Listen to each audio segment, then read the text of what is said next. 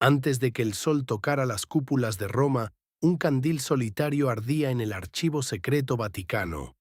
No era un candil eléctrico, sino uno de aceite, encendido cada madrugada por una anciana que llevaba 41 años cuidando ese pasillo de piedra fría. Se llamaba hermana Amelia, y esa mañana, mientras acomodaba una fila de cajas selladas con lacre rojo, sus dedos se detuvieron sobre una caja distinta a las demás. No tenía sello oficial. Tenía, en cambio, un nudo de hilo azul deshilachado, atado por alguien que jamás imaginó que ese nudo sobreviviría 4 décadas escondido entre expedientes olvidados. Dentro, envuelta en un pañuelo de lino amarillento, había una carta. Y junto a la carta, un rosario de madera tan gastado que las cuentas casi habían perdido su forma, pulidas por unas manos que lo habían sostenido miles de noches de insomnio, de miedo, de esperanza. La hermana Amelia no abrió la carta. Sabía que no le correspondía a ella. Envolvió todo de nuevo con el mismo cuidado con que se envuelve algo sagrado. Tomó su candil y caminó, como lo había hecho una sola vez antes, hacía años, cuando encontró algo que el Vaticano creía perdido para siempre, hacia los aposentos del Papa León XIV. Eran las 5:20 de la mañana. El Papa ya estaba despierto, como cada día, con su breviario abierto sobre un escritorio de madera oscura, gastada por generaciones de manos antes que las suyas.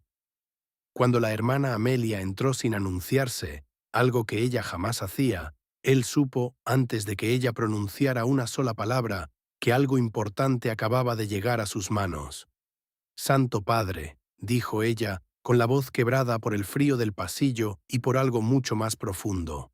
Esto estaba destinado a alguien, y creo que ese alguien nunca llegó a recibirlo.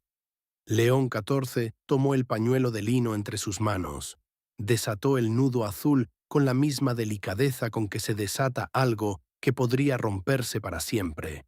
La carta, escrita a mano, con una letra insegura pero decidida, llevaba una fecha en la esquina superior, 14 de marzo de 1984.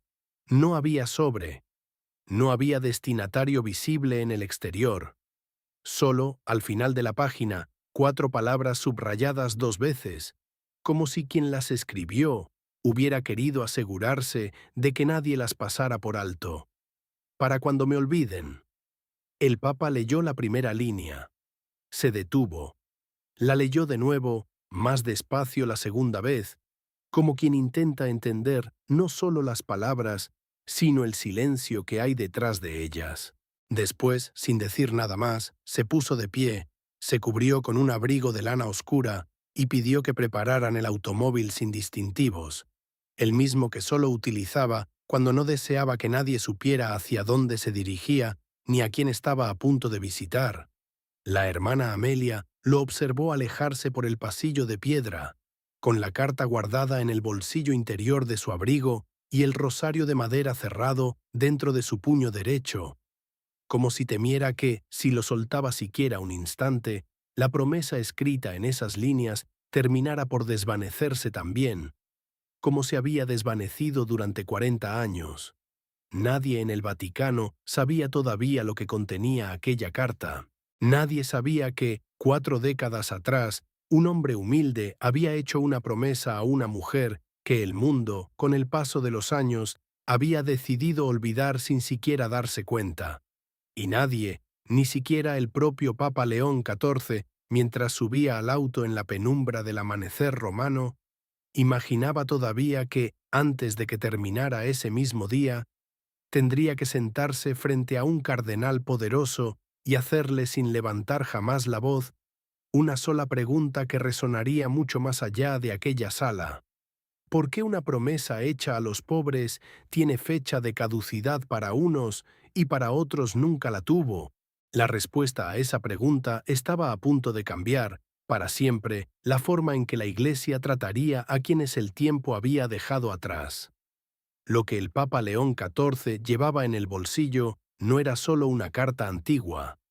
Era la prueba de que una promesa hecha en nombre de la Iglesia, una promesa firmada, sellada, jurada ante el altar de una parroquia pequeña, seguía 40 años después sin cumplirse. La carta mencionaba un nombre: Fondo Perpetuo de San Rafael, un fondo creado en 1975 por un grupo de párrocos de montaña con las monedas de cientos de familias humildes, destinado a un solo propósito: sostener a los ancianos que la vida, y a veces la propia Iglesia, dejaba atrás. Viudas sin pensión, sacerdotes retirados sin techo, campesinos que habían dado su vida entera a una parroquia y que al final no tenían a nadie que golpeara una puerta por ellos. Durante años ese fondo había cumplido su función en silencio, sin titulares, sin honores, tal como debía ser la caridad verdadera. Pero en algún momento, nadie sabía con exactitud cuándo, alguien había decidido que ese silencio podía convertirse en oportunidad. El cardenal Anselmo Ferraro llevaba 11 años administrando el patrimonio histórico de una de las congregaciones más antiguas de Roma, un hombre culto, refinado, admirado en los salones donde se decidía el destino de edificios centenarios y colecciones invaluables. Nadie dudaba de su inteligencia. Pocos se atrevían a cuestionar sus decisiones.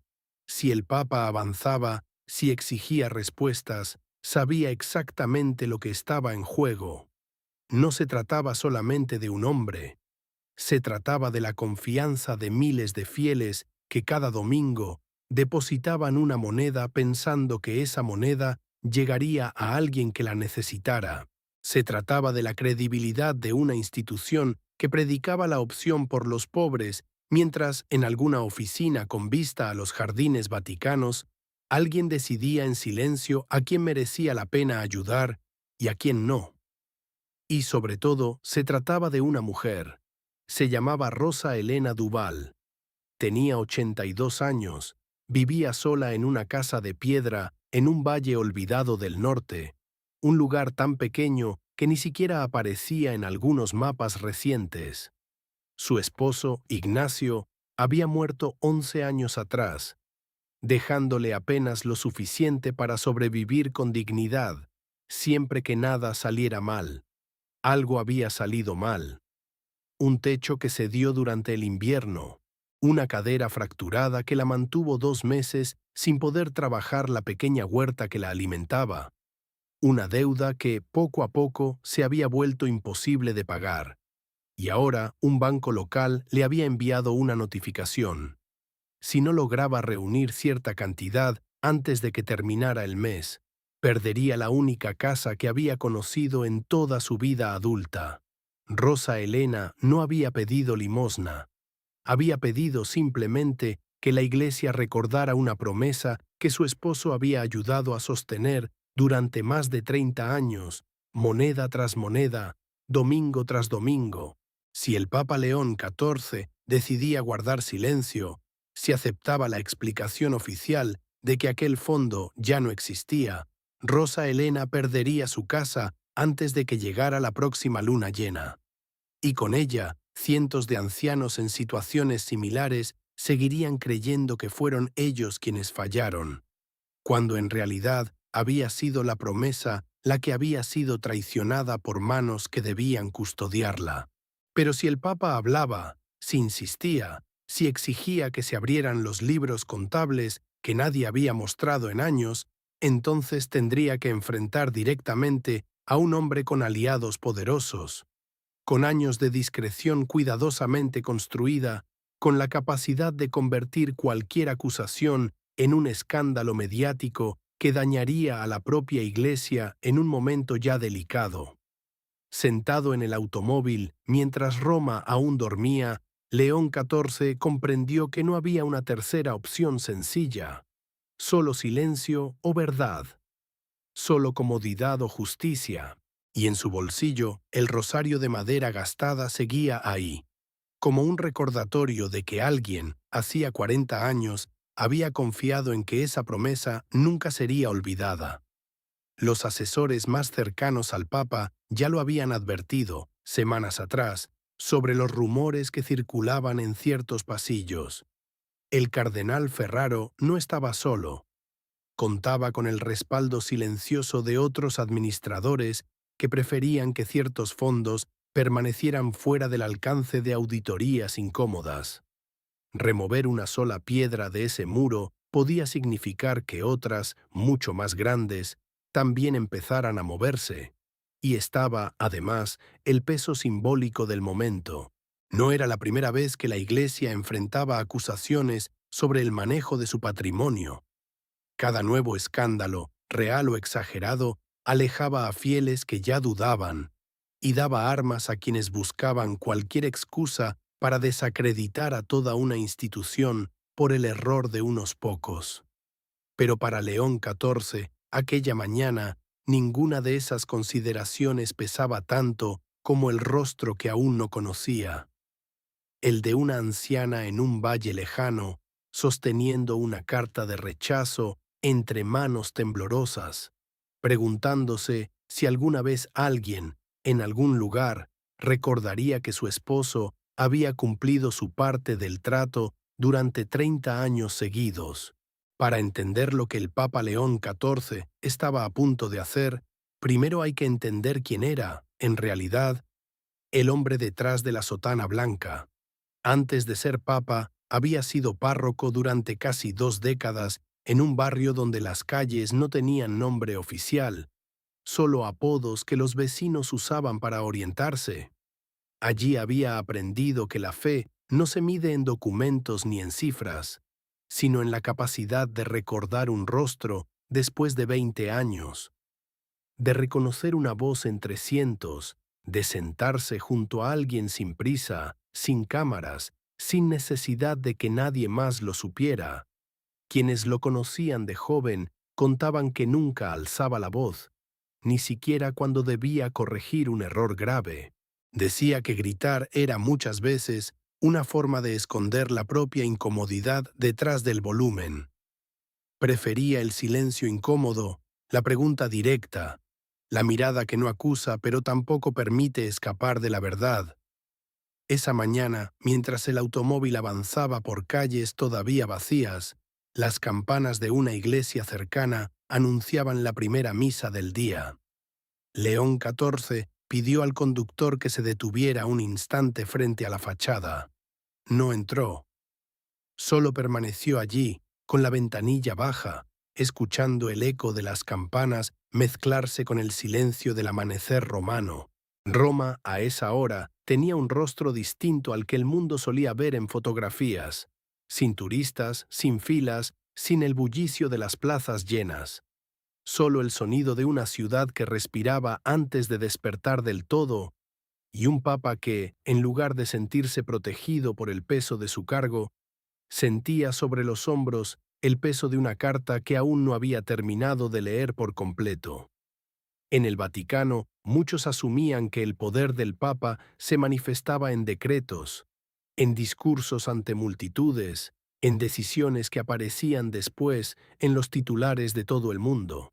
Pero quienes trabajaban a su lado sabían que la verdadera fuerza de León XIV se revelaba en los momentos que nadie fotografiaba, en la manera en que se detenía a escuchar a un jardinero antes que a un embajador, en la costumbre de memorizar los nombres de quienes limpiaban los pasillos del palacio, en la insistencia de comer, siempre que podía, en la cocina común y no en el comedor reservado a los cardenales.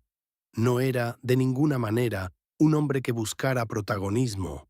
Detestaba que lo compararan con figuras heroicas de películas o novelas. Un pastor no es un héroe, solía decir a los seminaristas que lo visitaban. Un héroe resuelve el problema y se retira entre aplausos. Un pastor se queda, incluso después de que el problema ya no es noticia, incluso cuando nadie está mirando. Esa frase resonaba especialmente esa mañana, porque lo que estaba a punto de enfrentar no tendría testigos, no habría cámaras esperando en la puerta del despacho del cardenal Ferraro. Sería solo una conversación entre dos hombres, en una sala revestida de madera oscura y estanterías con libros que pocos se atrevían a abrir. El automóvil retomó su marcha.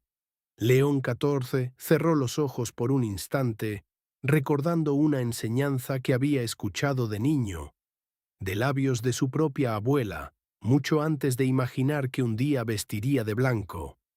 La misericordia sin verdad es debilidad. La verdad sin misericordia es crueldad. Solo cuando van juntas se parecen a Dios. No sabía todavía cuánta verdad encontraría al llegar. No sabía si el cardenal Ferraro reaccionaría con arrepentimiento genuino o con la fría cortesía de quien lleva años perfeccionando la manera de no dar respuestas directas. Pero sabía, con la misma certeza con la que sabía rezar, que no podía simplemente devolver la carta al archivo y continuar como si nada hubiera cambiado. El rosario de madera seguía cerrado en su puño derecho. Cada cuenta gastada le recordaba que alguien, 40 años atrás, había depositado su confianza en una institución que ahora dependía de él para no traicionar esa confianza una vez más. Cuando finalmente el automóvil se detuvo frente a una entrada lateral, discreta, del edificio donde Ferraro solía trabajar desde temprano, León XIV respiró profundamente. No entraba como un juez dispuesto a condenar. Entraba, sobre todo, como un pastor dispuesto a preguntar, con la esperanza, todavía viva aunque tambaleante, de encontrar en el otro hombre algo de la misma humanidad que había encontrado tantas veces en los barrios donde había aprendido a ser sacerdote. La casa de Rosa Elena Duval estaba construida con piedra gris del propio valle, con un techo de pizarra que su esposo Ignacio había reparado personalmente durante 43 años de matrimonio, cada vez que una tormenta lograba aflojar una teja. Desde que él había muerto, nadie había vuelto a subir a ese techo. Rosa Elena lo sabía, y por eso, cada invierno, rezaba con más fuerza cuando escuchaba el viento golpear contra las ventanas. La cocina, pequeña y de paredes ennegrecidas por décadas de humo de leña, guardaba todavía la silla de madera donde Ignacio se sentaba cada tarde a leer el periódico en voz alta, aunque Rosa Elena ya conociera de memoria casi todas sus costumbres de lectura. Ella nunca movió esa silla de su lugar junto a la ventana. Algunas mañanas, sin darse cuenta, todavía servía 2 tazas de café antes de recordar que solo necesitaba una. Sus manos, curtidas por décadas de trabajo en la huerta y en la cocina, temblaban un poco más cada invierno. La fractura de cadera, sufrida 6 meses atrás al resbalar sobre las piedras húmedas del patio, la había dejado con una cojera que no terminaba de sanar y con una dependencia que ella detestaba. Ya no podía caminar hasta el pueblo sin ayuda, ya no podía cargar la leña ella sola, ya no podía trabajar la pequeña huerta que, durante años, había sido su principal fuente de alimento. El padre Tomás Ibarra, el joven sacerdote recién llegado a la parroquia del Valle, la visitaba cada semana desde que se enteró de su situación por boca de una vecina. Apenas tenía 32 años, pero llevaba consigo una seriedad poco común, quizás porque había crecido viendo a su propia abuela enfrentar una vejez similar, sin nadie que llamara a su puerta.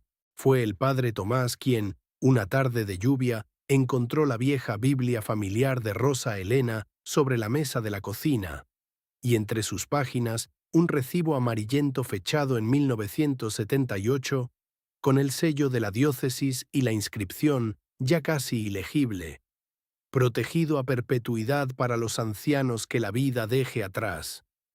«¿Qué es esto, doña Rosa Elena?», preguntó él, sosteniendo el papel con cuidado, como quien sostiene algo mucho más frágil que el papel mismo. «Es la promesa de mi Ignacio», respondió ella con una voz que apenas se quebraba.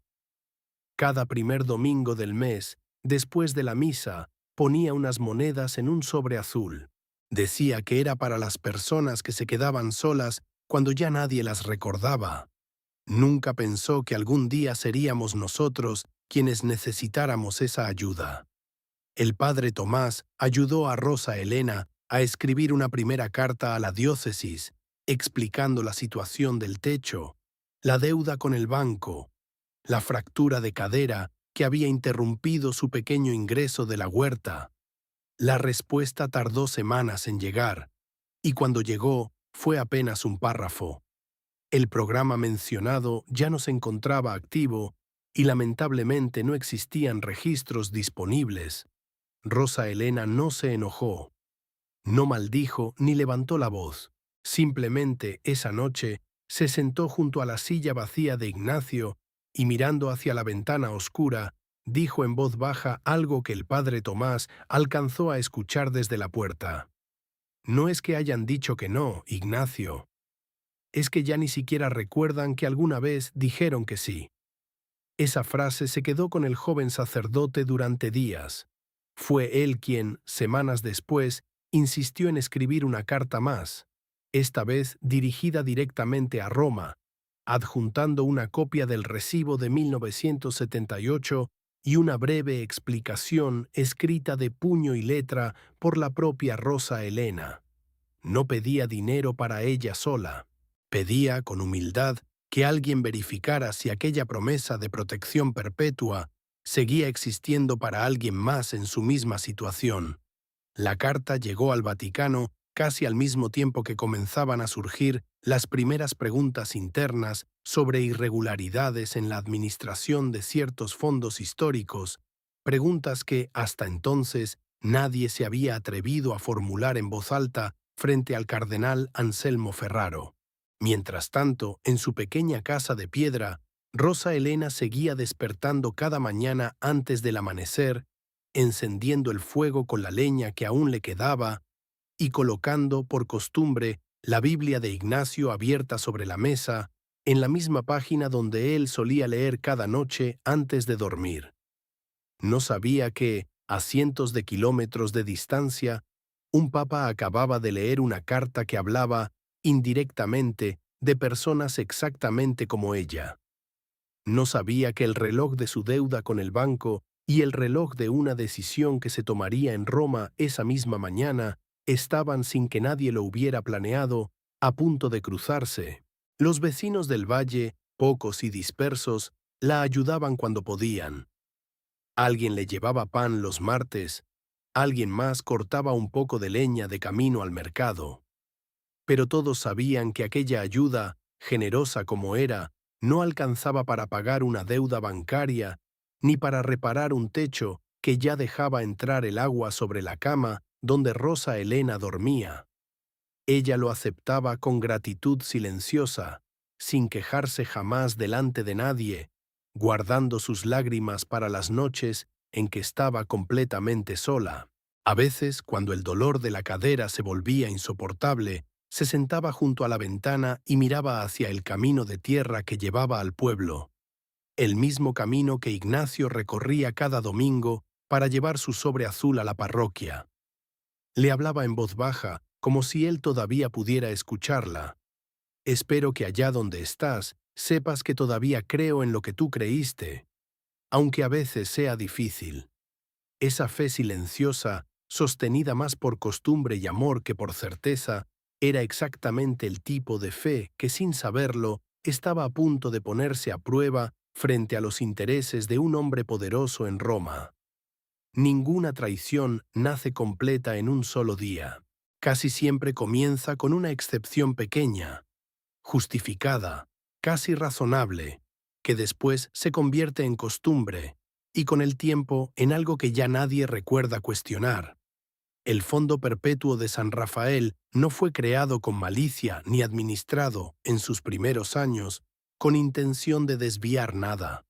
Durante casi 2 décadas cumplió exactamente el propósito para el que había nacido: sostener a sacerdotes ancianos sin pensión, a viudas sin apoyo familiar, a campesinos que habían entregado su vida entera a una parroquia sin recibir jamás un reconocimiento formal. El cambio llegó, como suelen llegar estas cosas, de manera casi imperceptible. Un año, ante una reparación urgente en un edificio histórico de gran valor cultural, alguien decidió que podía tomarse prestada una pequeña parte de los intereses generados por el fondo, con la intención sincera de devolverla al año siguiente. La reparación se completó. El dinero, sin embargo, nunca regresó del todo, porque al año siguiente surgió otra necesidad, igualmente justificable, igualmente urgente. Con cada excepción, la línea que separaba lo permitido de lo indebido se volvía un poco más difusa. Los responsables sucesivos del fondo, hombres cultos, ocupados, convencidos de sus propias buenas intenciones, dejaron de hacerse la pregunta incómoda. ¿Esto sigue siendo, verdaderamente, para quienes fue creado? El cardenal Anselmo Ferraro no inventó este patrón. Lo heredó, ya arraigado, de administraciones anteriores, y en lugar de detenerlo, decidió que interrumpirlo abruptamente causaría más daño institucional que continuarlo con discreción. Se convenció, quizás sinceramente al principio, de que él sabría equilibrar las cosas mejor que sus predecesores, que unos gastos representativos, una residencia digna, ciertos eventos protocolarios, la conservación de piezas históricas, eran parte legítima de sostener el prestigio de una institución milenaria.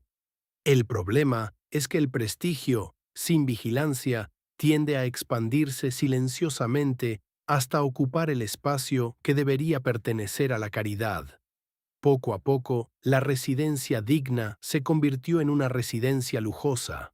Los eventos protocolarios se multiplicaron. Las piezas históricas adquiridas dejaron de tener relación directa con la misión original del fondo. Y mientras tanto, en algún archivo, los expedientes de solicitantes reales, viudas, ancianos, sacerdotes retirados, se acumulaban sin respuesta, marcados con sellos cada vez más fríos. En revisión. Fondos no disponibles. Programa discontinuado. Nadie en ningún momento tomó la decisión consciente de abandonar a los pobres. Fue más bien una serie de pequeñas comodidades acumuladas, cada una defendible por separado, que terminaron construyendo, sin que nadie lo planeara del todo, un sistema que servía más a quienes lo administraban que a quienes debía servir originalmente. Esta es, quizás, la lección más incómoda de toda esta historia. Las grandes traiciones a la caridad rara vez comienzan con un villano decidido a hacer el mal. Comienzan con hombres razonables, ocupados, bien intencionados, que dejan de hacerse una pregunta simple una y otra vez hasta que la respuesta correcta se vuelve casi imposible de recordar. León XIV conocía bien este patrón. Lo había visto repetirse, a menor escala, en parroquias humildes donde un párroco bien intencionado terminaba gastando en reparaciones de la rectoría el dinero destinado a la despensa de los pobres, sin darse cuenta jamás del momento exacto en que había cruzado una línea. Por eso, mientras se acercaba a la sala donde lo esperaba el cardenal Ferraro, no llevaba consigo la furia de quien busca condenar a un villano, sino la determinación tranquila de quien necesita, simplemente, restaurar una pregunta que alguien había dejado de hacerse hacía demasiado tiempo. ¿Para quién es realmente esto que administramos? Se repitió a sí mismo en voz baja, como una plegaria breve, mientras cruzaba el umbral de la puerta. Había, además, otro factor que facilitó que este proceso avanzara sin resistencia durante tantos años: el silencio cómplice, no necesariamente malicioso, de quienes trabajaban cerca del cardenal Ferraro y notaban las inconsistencias, pero preferían no señalarlas. Un contador que veía cifras que no cuadraban del todo, pero prefería no complicar su propia posición. Un asistente que archivaba cartas de solicitantes rechazados sin preguntar por qué el criterio de rechazo parecía cambiar según el año. Ninguno de ellos era un villano. Todos, a su manera, se decían a sí mismos que no era su lugar cuestionar decisiones tomadas por alguien de mayor autoridad y experiencia. Este tipo de silencio, multiplicado por años, terminó siendo tan determinante como cualquier decisión individual. Porque las instituciones no se corrompen únicamente por la voluntad de quienes hacen el mal, sino también por el silencio acumulado de quienes, viendo algo incorrecto, Deciden que no es su responsabilidad hablar. León XIV entendía esto con particular claridad, porque también había sido, en su juventud, un joven sacerdote que en más de una ocasión prefirió callar ante una irregularidad menor, convencido de que no era su lugar cuestionar a sus superiores. Recordaba ese silencio propio con humildad, no con orgullo, y por eso, esa mañana, no se acercaba a Ferraro sintiéndose superior moralmente, sino consciente de que la misma tentación de mirar hacia otro lado también había pasado, alguna vez, por su propio corazón. El despacho del cardenal Anselmo Ferraro olía a madera antigua y a café recién servido. Sobre su escritorio, ordenados con precisión casi militar, descansaban expedientes, sellos y una pequeña réplica en bronce de la fachada de la basílica, regalo de algún benefactor agradecido años atrás. Cuando León XIV entró, sin anunciarse, Ferraro se puso de pie de inmediato. Sorprendido pero recuperando la compostura, con la rapidez de quien lleva décadas acostumbrado a moverse entre protocolos. «Santo Padre, no esperaba», comenzó, pero se detuvo al ver la expresión serena, casi demasiado serena, en el rostro del Papa. León XIV no se sentó. Colocó, en cambio, sobre la superficie pulida del escritorio, el pañuelo de lino desatado, dejando a la vista la carta amarillenta, y junto a ella el rosario de madera gastada. «Cardenal Ferraro, ¿reconoce usted el nombre Fondo Perpetuo de San Rafael?»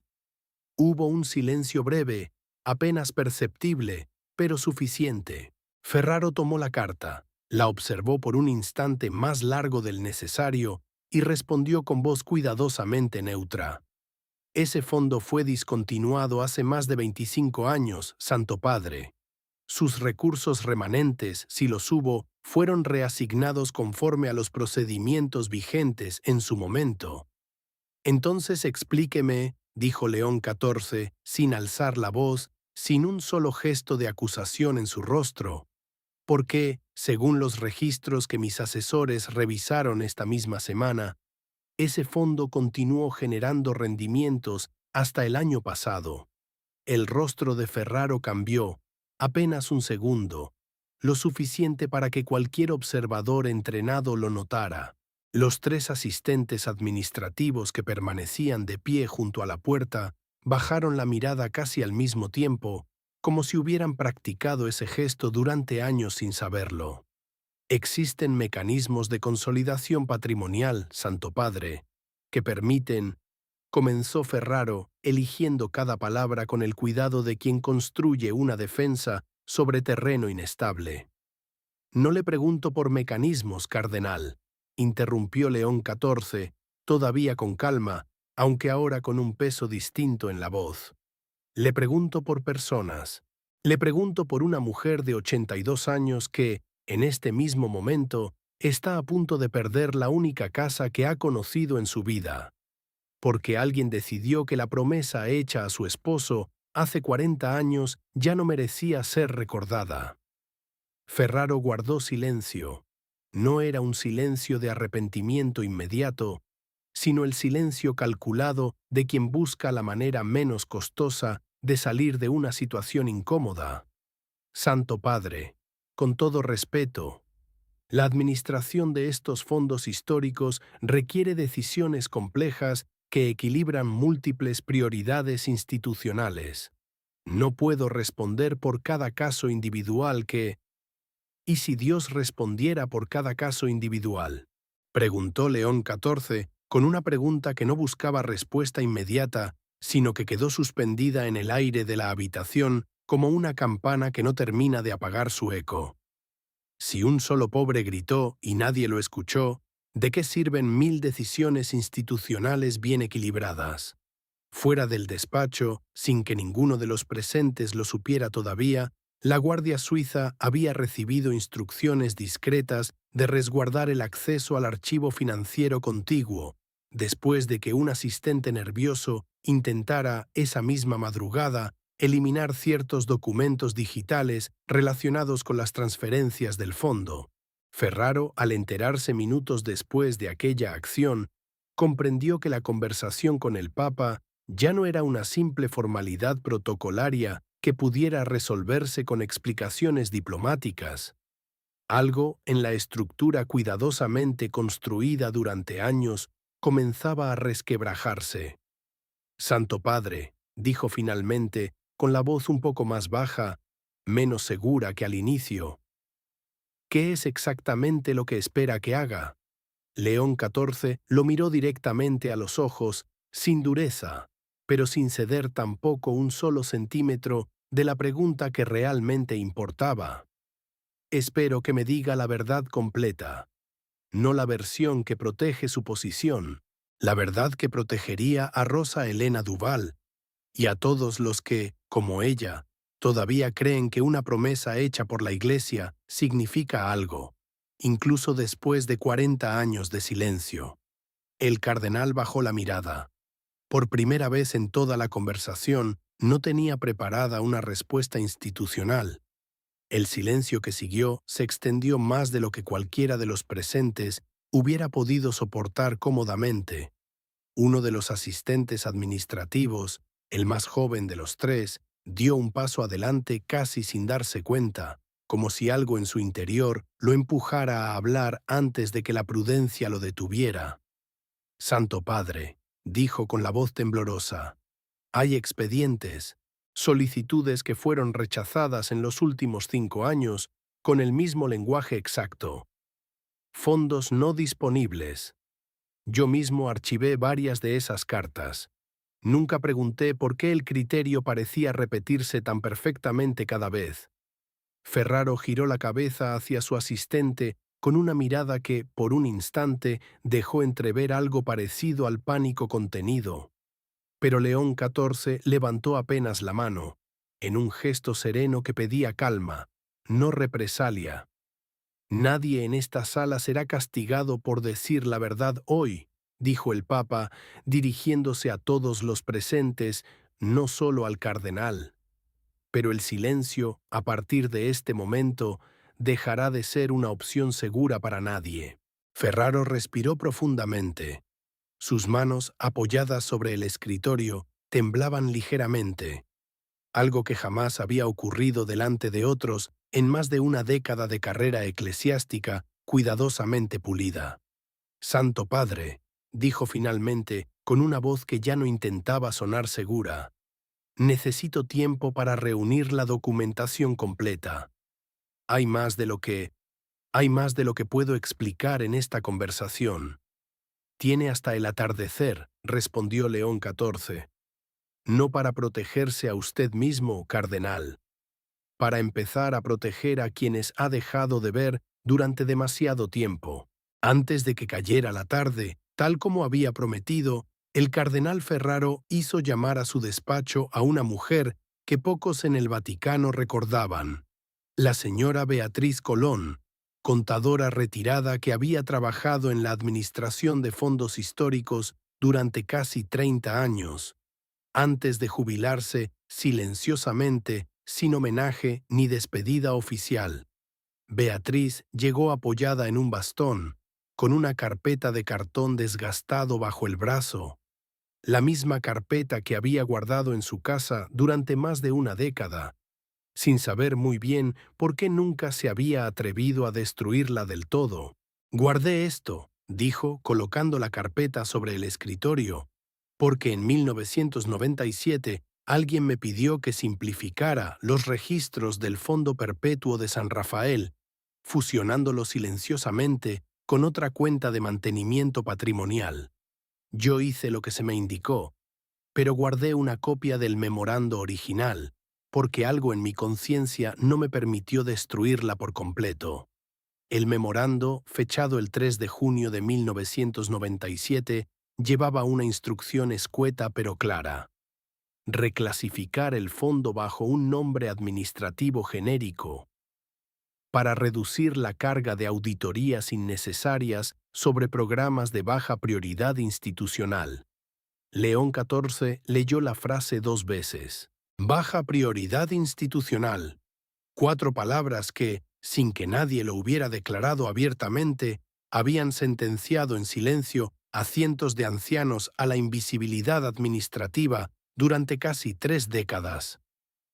¿Por qué guardó esto durante tantos años sin decir nada?, preguntó el Papa con una voz que no juzgaba, sino que buscaba entender. Beatriz bajó la mirada. Porque tenía miedo, Santo Padre. Tenía una familia que sostener y sabía que cuestionar una decisión de mis superiores podría costarme el trabajo. Me dije a mí misma, durante años, que guardar el papel era suficiente, que algún día alguien lo necesitaría. Pero ese algún día tardó casi 30 años en llegar, y durante ese tiempo no hice nada más que guardar silencio. Aquella confesión, pronunciada con la voz quebrada de una mujer que cargaba su propio peso de arrepentimiento, cambió el tono de toda la sala. Ferraro, que hasta ese momento había mantenido una postura defensiva, pareció encogerse ligeramente en su silla. Pero la revelación de Beatriz no fue la única de esa tarde. Poco después, un segundo documento llegó a manos del Papa. Una carta, esta vez mucho más reciente, escrita apenas 2 años atrás por un joven sacerdote destinado temporalmente a la administración vaticana, quien había intentado sin éxito señalar irregularidades similares a sus superiores directos. La carta, dirigida en su momento al propio cardenal Ferraro, nunca había recibido respuesta formal. En cambio, semanas después de enviarla, el joven sacerdote fue reasignado a una diócesis remota, sin explicación oficial alguna sobre los motivos de su traslado repentino. ¿Sabe usted por qué fue trasladado ese sacerdote cardenal?, preguntó León XIV, sosteniendo la carta con firmeza. Ferraro no respondió de inmediato. Su silencio, esta vez, no necesitaba palabras para ser interpretado. Cada nuevo documento, cada nuevo testimonio, iba tejiendo una imagen cada vez más clara. No se trataba de un error aislado, ni de una decisión tomada por un solo hombre en un solo momento. Se trataba de un patrón sostenido durante casi 3 décadas, mantenido en pie gracias al silencio acumulado de varias personas que, como Beatriz, habían preferido la seguridad personal sobre la incomodidad de decir la verdad. Y sin embargo, precisamente ese patrón de silencios acumulados era también de manera inesperada la prueba más clara de que la verdad, tarde o temprano, encuentra siempre una grieta por donde salir a la luz. Mientras Beatriz y León XIV conversaban, la hermana Amelia, quien había encontrado la carta original esa misma madrugada, llegó al despacho con un tercer hallazgo extraído de los registros más antiguos del archivo.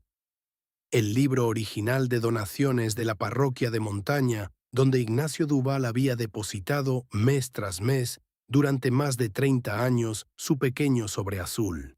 Al final del libro, en una página casi ilegible por el paso del tiempo, aparecía una lista con los nombres de los primeros benefactores del fondo, junto con una nota manuscrita del párroco fundador, fechada en 1975. Este dinero pertenece a quienes el mundo olvida primero. Que ningún administrador futuro olvide esta primera intención, bajo pena de traicionar no solo a los pobres, sino a Dios mismo. León XIV leyó esa nota en voz alta, despacio, dejando que cada palabra resonara en el silencio del despacho. Ferraro, al escucharla, cerró los ojos por un instante, como si aquellas palabras escritas medio siglo atrás lo golpearan con más fuerza que cualquier acusación directa que el propio Papa pudiera haberle formulado. «Cardenal Ferraro», dijo finalmente León XIV, «no vine aquí buscando destruir su reputación.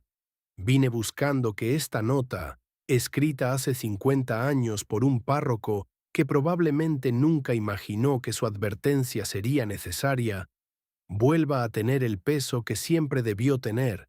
Fue en ese momento, con la sala en silencio y el peso de 3 generaciones de testimonios sobre la mesa, cuando Ferraro finalmente levantó la vista y por primera vez desde que había comenzado la conversación, Algo en su rostro dejó de parecerse a la defensa institucional y comenzó a parecerse, apenas un poco, al reconocimiento genuino.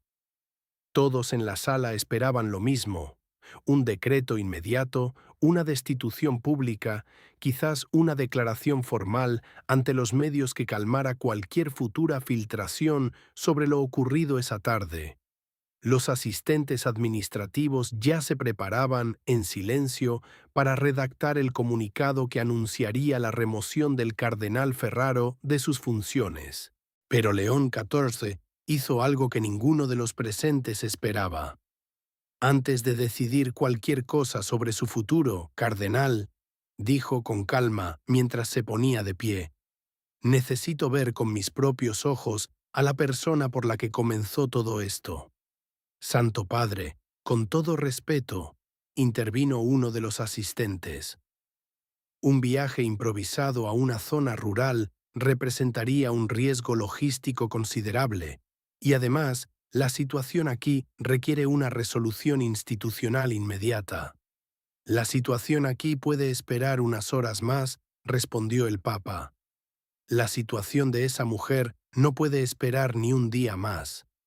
Pidió que prepararan, una vez más, el automóvil discreto, sin escolta visible, sin anuncio previo. Antes de salir, sin embargo, se detuvo un momento en la pequeña capilla privada contigua al despacho papal, un espacio que casi nadie visitaba fuera de él mismo. Allí, de rodillas, con el rosario de madera gastada de Ignacio Duval todavía entre sus manos, permaneció en silencio durante varios minutos. No pidió sabiduría para condenar al cardenal Ferraro con mayor severidad. Pidió, en cambio, claridad para no confundir la justicia verdadera con el simple deseo de aparentar firmeza ante los demás. Que no busque castigar para sentirme justo, susurró. Que busque, sobre todo, restaurar lo que fue quebrado, aunque eso implique un camino más largo y menos espectacular que una simple destitución pública. Cuando finalmente se levantó, algo en su decisión ya estaba tomado, aunque todavía no lo hubiera comunicado a nadie. No viajaría al valle como un juez dispuesto a anunciar un veredicto, sino como un sacerdote dispuesto, una vez más, a sentarse junto a alguien que el mundo había dejado de ver. El cardenal Ferraro, al enterarse de la decisión del Papa de visitar personalmente a Rosa Elena Duval, antes de resolver cualquier cosa sobre su situación, sintió algo que no había sentido en años: la incertidumbre genuina de no saber, ya no cómo defenderse ante una institución, sino cómo enfrentar la mirada de una anciana a quien, sin conocerla jamás, había afectado profundamente con decisiones tomadas a puerta cerrada. Mientras el automóvil papal avanzaba hacia las montañas del norte, dejando atrás la arquitectura dorada de Roma, León XIV comprendió que el verdadero punto de inflexión de toda esta historia no ocurriría en un despacho vaticano lleno de expedientes, sino en la humilde cocina de piedra de una mujer que todavía guardaba, sin saberlo, la clave espiritual de todo lo que estaba a punto de resolverse.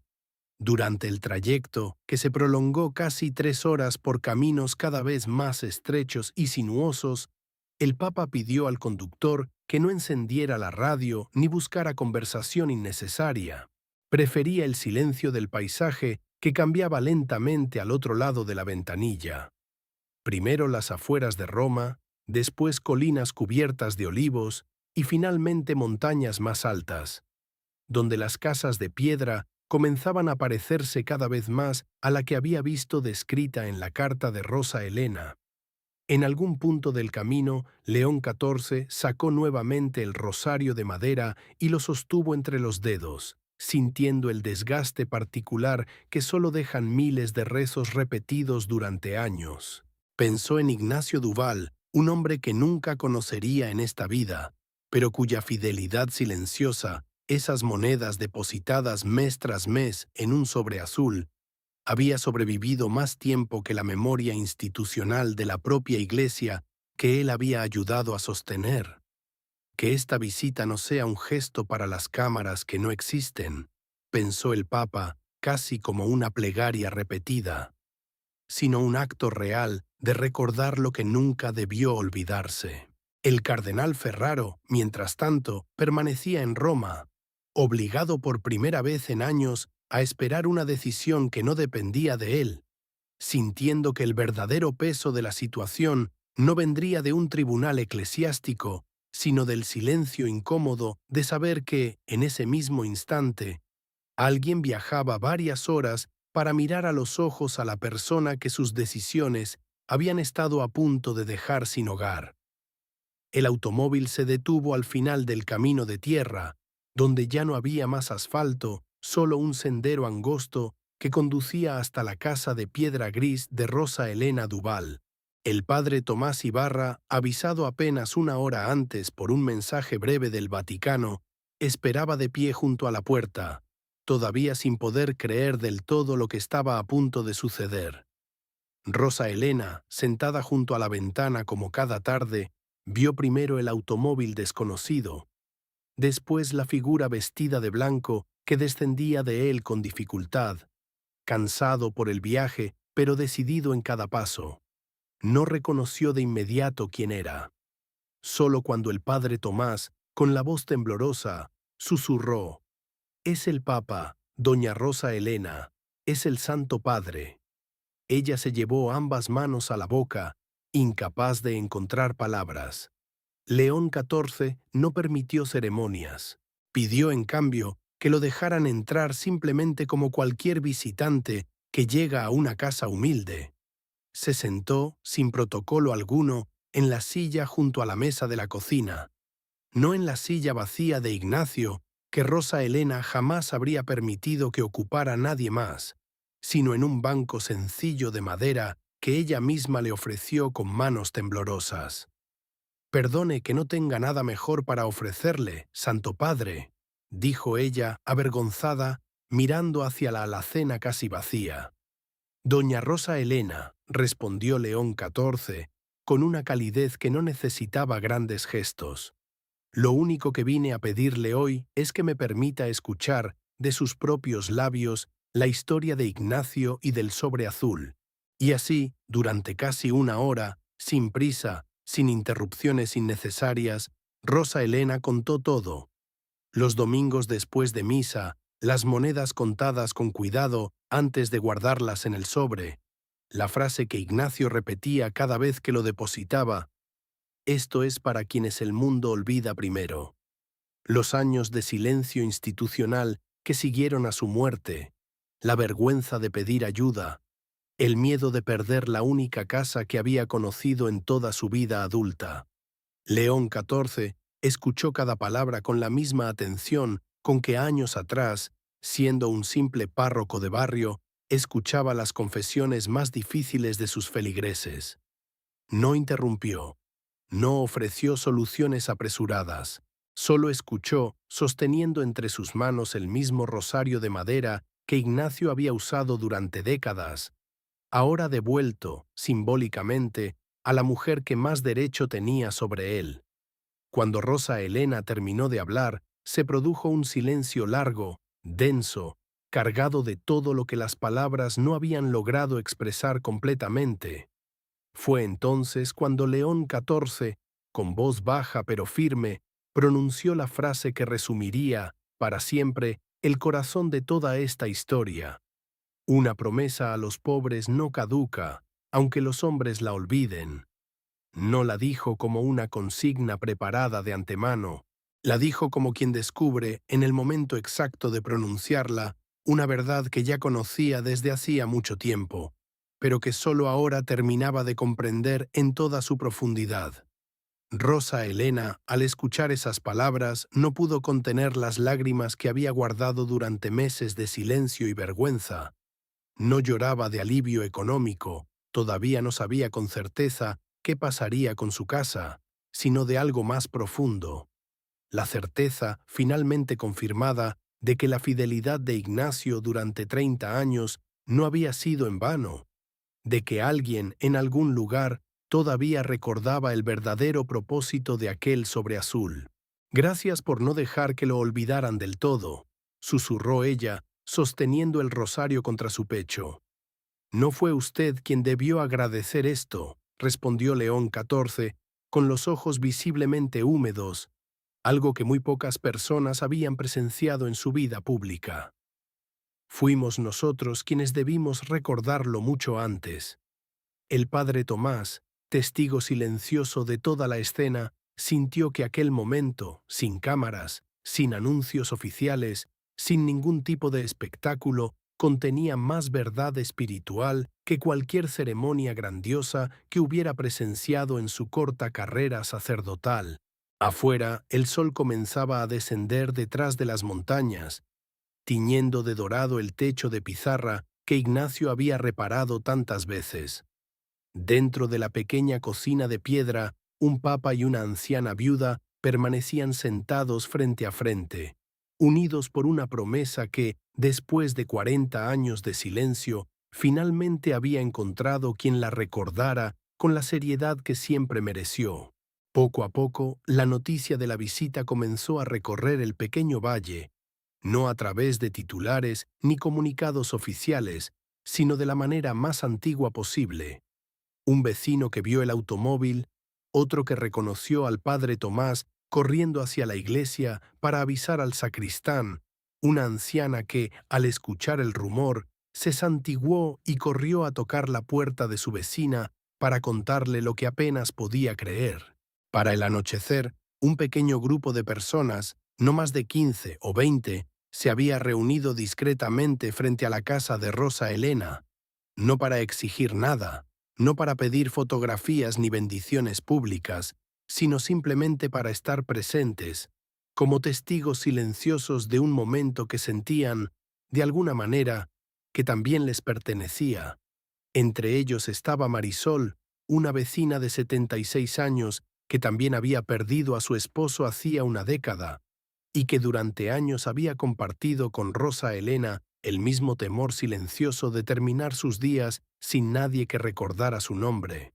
Al ver salir al Papa de la pequeña casa de piedra, no se atrevió a acercarse, pero desde la distancia murmuró una oración breve, agradeciendo que, al menos por una tarde, alguien hubiera decidido que los ancianos olvidados de aquel valle también merecían ser vistos.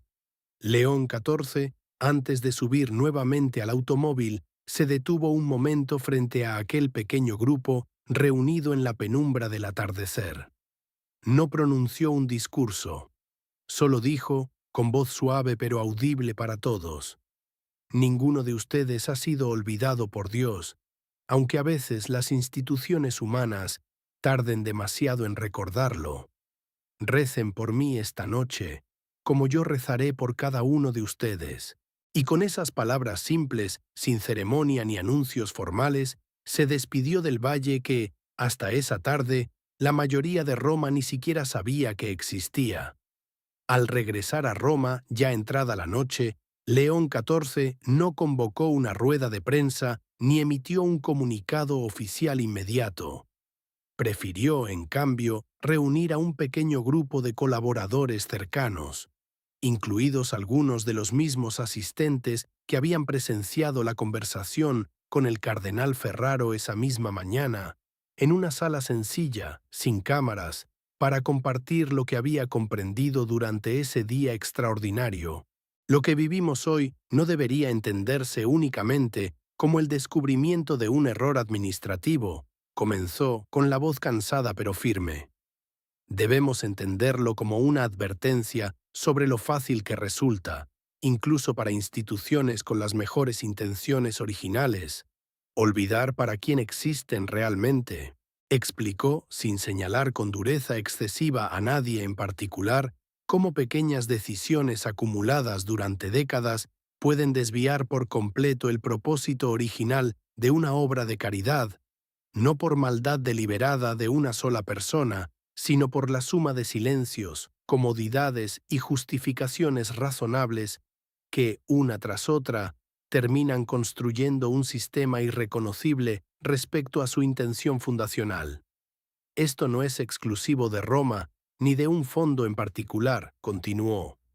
Ocurre en parroquias pequeñas, en diócesis grandes, en cualquier lugar donde dejamos de preguntarnos con la frecuencia necesaria para quién trabajamos realmente. La caridad que no rinde cuentas ante los propios pobres, tarde o temprano, deja de ser caridad y se convierte en administración de sí misma. Uno de los cardenales presentes, visiblemente incómodo, preguntó si esta reflexión implicaba una revisión general de todos los fondos históricos de la Iglesia, no solo del caso específico de San Rafael. León XIV asintió, sin dudar. Sí, y no como un acto de sospecha generalizada hacia quienes administran con honestidad, sino como un acto de fidelidad hacia quienes confiaron en nosotros hace generaciones, cuyas voces ya no están aquí para exigir cuentas por sí mismos. Habló también sobre Rosa Elena Duval, sin revelar detalles innecesarios de su situación personal, pero usando su historia como ejemplo de algo que consideraba esencial: la diferencia entre ayudar a los pobres como gesto ocasional de buena voluntad y sostener promesas concretas hechas en su nombre, incluso cuando el tiempo y el olvido institucional conspiran para hacer que esas promesas parezcan ya irrelevantes. Ella no pidió caridad como limosna, dijo el Papa. Pidió que cumpliéramos una palabra que dimos hace 40 años. Y eso, hermanos, es exactamente lo que significa ser Iglesia. No inventar nueva misericordia cada vez que conviene, sino sostener con fidelidad la misericordia que ya prometimos sostener. Explicó que, en los próximos días, se establecería una comisión independiente, no compuesta únicamente por administradores internos, sino también por representantes de las comunidades a quienes los fondos históricos debían servir originalmente, con el mandato explícito de revisar cada programa similar al Fondo Perpetuo de San Rafael en toda la estructura vaticana. No busco humillar a quienes cometieron errores de administración a lo largo de los años, aclaró, mirando específicamente hacia dónde se encontraban los asistentes que habían presenciado la conversación con Ferraro esa mañana.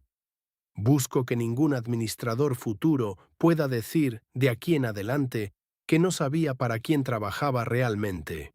Finalmente, antes de despedir a los presentes, añadió una última reflexión, dirigida no solo a quienes estaban en aquella sala, sino, de alguna manera, a toda la Iglesia. Cada vez que alguien deposita una moneda pensando en un anciano solo, en una viuda sin apoyo, en un sacerdote retirado sin techo, está confiando en que nosotros seremos la memoria que sostiene esa intención cuando ellos ya no puedan sostenerla por sí mismos. Si fallamos en eso, no hemos fallado únicamente en administración. Hemos fallado en lo más esencial de nuestra misión.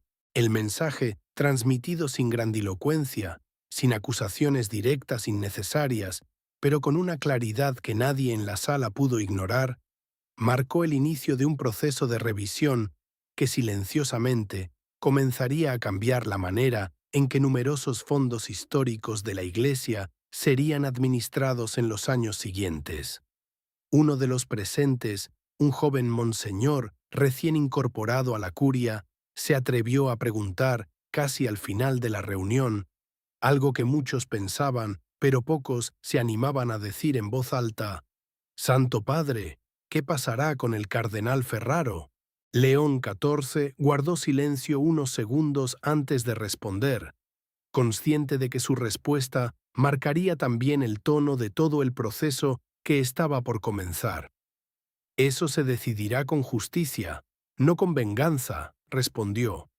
«Habrá consecuencias, porque la responsabilidad institucional no puede diluirse sin más, pero también habrá espacio para que quien reconozca su error con sinceridad participe en la reparación de lo que ayudó a dañar, en lugar de ser simplemente desechado. La Iglesia no gana nada destruyendo a un hombre si al hacerlo no restauramos nada de lo que realmente importaba proteger desde el principio». Esa noche, ya solo en su despacho, León XIV volvió a sostener entre sus manos el rosario de madera de Ignacio Duval, ahora devuelto simbólicamente a su lugar de origen, aunque una copia idéntica, encargada esa misma tarde, sería entregada a Rosa Elena como recuerdo tangible de que su historia había sido, finalmente, escuchada hasta el final. Quizás tú, que estás escuchando esta historia en este momento, también conoces lo que significa esperar una promesa que el mundo parece haber olvidado. Quizás eres una persona mayor que, como Rosa Elena, ha pasado años sosteniendo la fe silenciosamente, sin pedir reconocimiento, sin exigir nada a cambio, confiando en que alguien, en algún lugar, recordaría lo que una vez se prometió. Y quizás, con el paso del tiempo, has comenzado a preguntarte si esa fidelidad tuya sigue teniendo algún valor para alguien más allá de ti mismo. Quizás llevas contigo el peso de una enfermedad que nadie más ve completamente. Esos dolores que se disimulan detrás de una sonrisa cansada cuando alguien pregunta, ¿cómo estás?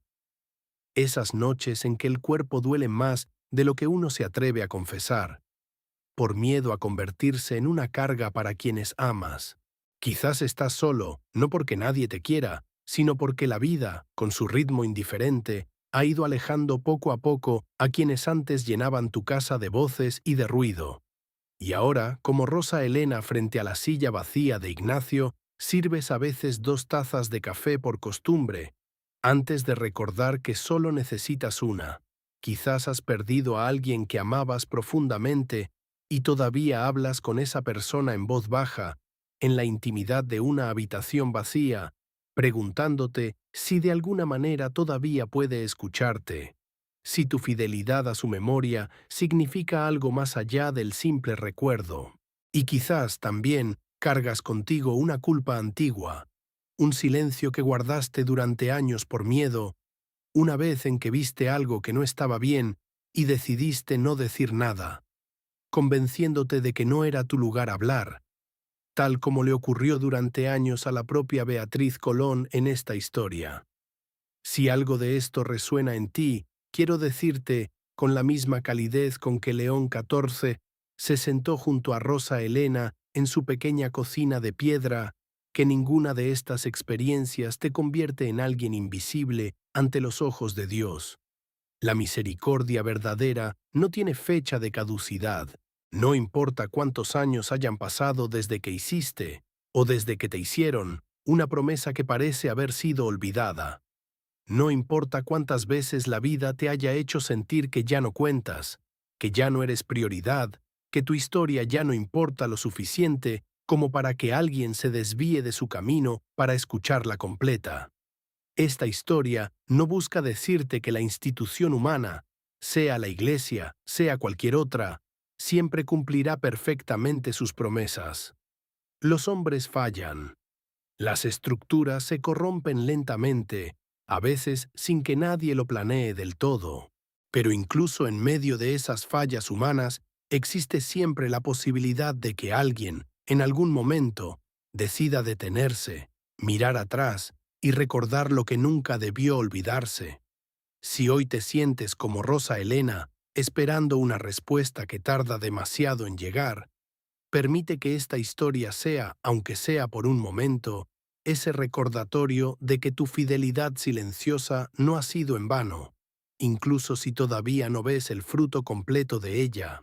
Y si, por otro lado, reconoces en ti algo del silencio de Beatriz Colón, ese miedo antiguo a hablar cuando viste algo que no estaba bien, quiero decirte que nunca es completamente tarde para decir la verdad, incluso si tardaste años. Incluso si el precio de decirla ahora parece más alto que el precio de haber callado antes. La sanación que esta historia ofrece no llega a través de la condena hacia nadie, ni siquiera hacia quienes, como el cardenal Ferraro, permitieron que un propósito noble se desviara con el tiempo.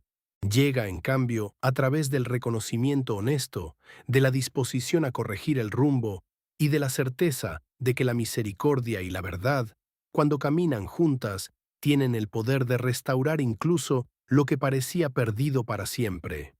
No estás solo esta noche, aunque a veces lo sientas con toda la fuerza del silencio de una casa vacía. Y la promesa que sostienes, ya sea la fe de tus padres, el recuerdo de quien amaste, o simplemente la esperanza de que la bondad todavía significa algo en este mundo, sigue siendo real, sigue teniendo valor, incluso cuando el tiempo parece haberla dejado atrás. Quizás también eres, en este momento de tu vida, la persona que tiene el poder de recordarle a alguien más que no ha sido olvidado, un hijo que puede llamar a su madre esta misma noche, aunque la conversación sea breve, un vecino que puede tocar la puerta de aquella anciana que vive sola al final de la calle, no para resolver todos sus problemas, sino simplemente para sentarse un momento, como hizo León XIV, y escuchar una historia completa sin prisa por interrumpirla, porque al final, esta historia no habla solamente de un papa, de un cardenal o de un fondo administrado durante décadas con negligencia acumulada. Habla sobre todo de una pregunta que cada uno de nosotros puede hacerse esta misma noche. ¿A quién he dejado de ver sin darme cuenta porque su necesidad se volvió incómoda o inconveniente para mi propia rutina? No necesitas ser papa para restaurar una promesa olvidada. Necesitas simplemente la disposición de detenerte, mirar hacia atrás y decidir que todavía es momento de recordar lo que nunca debió olvidarse. Esa disposición, por pequeña que parezca, es exactamente el tipo de misericordia que esta historia quiere sembrar en tu corazón esta noche. Y si esta noche no tienes a nadie a quien llamar, ni a nadie que pueda sentarse contigo, quiero recordarte algo más. La oración silenciosa que elevas desde tu soledad también llega, también cuenta, también forma parte de esa misma memoria fiel que ninguna institución humana, por más que falle, puede borrar del todo. Los días que siguieron a la visita de León XIV al valle de Rosa Elena Duval trajeron consigo cambios que, aunque discretos, resultaron profundamente significativos. El Fondo Perpetuo de San Rafael fue restaurado bajo su nombre original, ya no fusionado ni disimulado bajo categorías administrativas genéricas, sino nuevamente identificado con claridad para todo aquel que quisiera consultar sus registros. Se estableció una comisión de revisión integrada no solo por administradores vaticanos, sino también por representantes de comunidades parroquiales de zonas rurales, con el mandato de garantizar que ningún fondo similar volviera a desviarse silenciosamente de su propósito original. La deuda de Rosa Elena con el banco local fue resuelta, no como un gesto de caridad extraordinaria hacia una sola persona, sino como la aplicación correcta de una promesa institucional que llevaba 40 años esperando ser cumplida. Junto con ella, otros 12 ancianos de parroquias vecinas, que también habían sido rechazados bajo el mismo lenguaje burocrático de fondos no disponibles, vieron reabiertas sus solicitudes, esta vez revisadas con la seriedad que merecían desde el principio. El cardenal Anselmo Ferraro fue relevado de su cargo administrativo, aunque no expulsado de manera pública ni humillante. En cambio, fue asignado, a petición propia, a un pequeño hospicio para sacerdotes ancianos en las afueras de Roma, donde, según cuentan quienes lo visitaron después, comenzó a pasar sus tardes escuchando historias muy similares a la de Rosa Elena, como si buscara, en cada conversación, una manera silenciosa de reparar lo que durante años había ignorado sin querer verlo del todo. Beatriz Colón, la contadora que había guardado el memorando de 1997 durante casi 30 años, fue invitada a formar parte de la nueva comisión de revisión, no como castigo por su silencio pasado, sino como reconocimiento de que su valentía tardía había sido finalmente decisiva para que la verdad saliera a la luz. Y el rosario de madera de Ignacio Duval, después de acompañar al Papa durante todo aquel día extraordinario, regresó definitivamente a manos de Rosa Elena, ahora acompañado de una copia idéntica que León XIV mandó elaborar especialmente, como símbolo tangible de que aquella promesa hecha hace 40 años había sido finalmente honrada por completo. Si esta historia te tocó de alguna manera esta noche, recuerda la frase que resume su corazón. Una promesa a los pobres no caduca, aunque los hombres la olviden. No importa cuánto tiempo haya pasado, no importa cuántas veces el silencio institucional haya parecido ganar la partida. La fidelidad silenciosa de quienes creyeron primero nunca deja de tener valor a los ojos de Dios. Quizás tú también conoces a alguien que, como Rosa Elena, sostiene su fe en silencio, sin pedir nada a cambio. Quizás eres tú mismo quien necesita escuchar, esta misma noche, que tu fidelidad no ha sido en vano, aunque el mundo tarde en reconocerlo. Si esta historia tocó tu corazón, te invito a dejar en los comentarios una oración breve, un nombre o simplemente la palabra recuerdo, en memoria de alguien que, como Ignacio y Rosa Elena, sostuvo una promesa silenciosa durante toda su vida. Y si crees que alguien más necesita escuchar que ninguna fidelidad silenciosa pasa desapercibida ante Dios, compárteles este relato. Suscríbete a nuestro canal si deseas seguir acompañando estas historias inspiradas en la fe, la misericordia y la esperanza que nacen del camino espiritual del Papa León XIV. Cada semana compartimos nuevas reflexiones narrativas que buscan, sobre todo, recordarte que ninguna vida, por humilde o silenciosa que parezca, pasa inadvertida ante los ojos de Dios. En el próximo episodio, León XIV enfrentará una situación muy distinta, pero igualmente profunda. La de un joven seminarista que, cargando un secreto de familia doloroso, está a punto de abandonar su vocación justo antes de la ordenación. ¿Qué preferirías escuchar primero? ¿Una historia sobre el perdón entre padres e hijos, sobre el verdadero significado del sacrificio sacerdotal o sobre la fuerza silenciosa de quienes deciden quedarse cuando todo indica que sería más fácil marcharse? Déjanoslo saber en los comentarios. Que la paz permanezca contigo esta noche y que ninguna promesa hecha con amor sincero se pierda jamás en el silencio del olvido. Marisol, aquella vecina que había esperado en silencio junto a la casa de Rosa Elena la tarde de la visita papal, contó después que, desde ese día, algo había cambiado en la manera en que los ancianos del valle se relacionaban entre sí. Comenzaron a reunirse los sábados por la tarde, no para hablar de sus carencias, sino para compartir simplemente un poco de pan y compañía, recordándose unos a otros que ya no estaban tan solos como habían llegado a creer. El padre Tomás Ibarra, por su parte, escribió una carta breve a sus superiores, no para reclamar reconocimiento por haber ayudado a destapar la situación, sino para pedir que se estableciera en cada parroquia rural de la región un registro actualizado de ancianos en situación de vulnerabilidad, de modo que ninguna historia como la de Rosa Elena tuviera que depender de una carta perdida durante décadas en un archivo olvidado. Y en Roma, dentro de la pequeña capilla privada donde León XIV solía orar antes del amanecer, quedó desde entonces una costumbre nueva. Cada primer domingo del mes, el propio Papa depositaba personalmente una pequeña ofrenda en un sobre azul, como recordatorio silencioso, solo para sí mismo, de que ninguna promesa hecha a los pobres debía volver a caer jamás en el olvido institucional. Esta historia, como todas las que compartimos en este canal, es una interpretación narrativa inspirada en elementos culturales y espirituales católicos y no pretende representar hechos, personas o instituciones reales de manera literal.